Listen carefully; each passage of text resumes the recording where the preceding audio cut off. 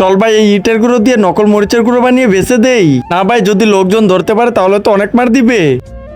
আব্বে এটাকে আমরা এমন ভাবে পালিশ করবো যে কেউ ধরতে পারবে না এটা আসল নাকি নকল।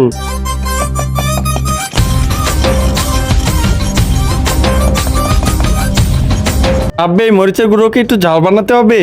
হ্যাঁ ভাই, চল এটার ভিতরে একটু আসল মরিচের গুঁড়ো মিশিয়ে দেই। আচ্ছা টাকাতে আমি আসল মরিচের গুঁড়ো কিনে আনি, টাকা তো নেই আমার কাছে। তাহলে এমন ফালতু আইডিয়া বাদ দিয়ে এটাকে গুঁড়ো কর। এইটাই এমন আসল বানা যেন কেউ চিনতে না পারে। পলিটিনটা দে ভাই।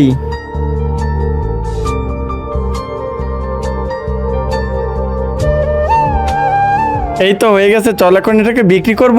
চল মরিচের গুঁড়ো নিয়ে নাও, মরিচের গুঁড়ো, একদম আসল মরিচের গুঁড়ো। আরে ভাই দাঁড়াও, যদি তুমি লাইফে কিছু করতে চাও তাহলে এই মরিচের গুঁড়ো কিনে নাও। না লাগবে না। আন্ডি বান্ডি চান্ডি, এই মরিচের গুঁড়ো যে কিনবে না তার বউ তো। আরে আরে দাঁড়াও, আমি নিতেছি। কত টাকা করে এটা? 100 টাকা। 100 টাকা, এই নাও 100 টাকা।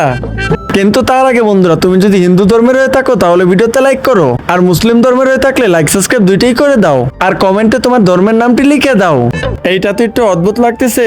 আরে কোনো অদ্ভুত না, যাও বাসায় গিয়ে আনবক্সিং করো। চল অন্য আরেকজনের তে বিক্রি করি।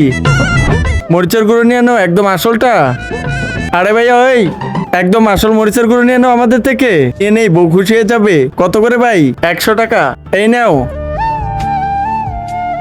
হয়ে গেছে 200 টাকা। চল পার্টি করবো। আব্বে এটা তো নকল টাকা। হ্যাঁ তুমিও তো যে মরিচের গুঁড়ো দিচ্ছ ওইটাও তো নকল। আব্বে এরা তো ধরে ফেলেছে, তাড়াতাড়ি ভাগো, মার সালাদেরকে।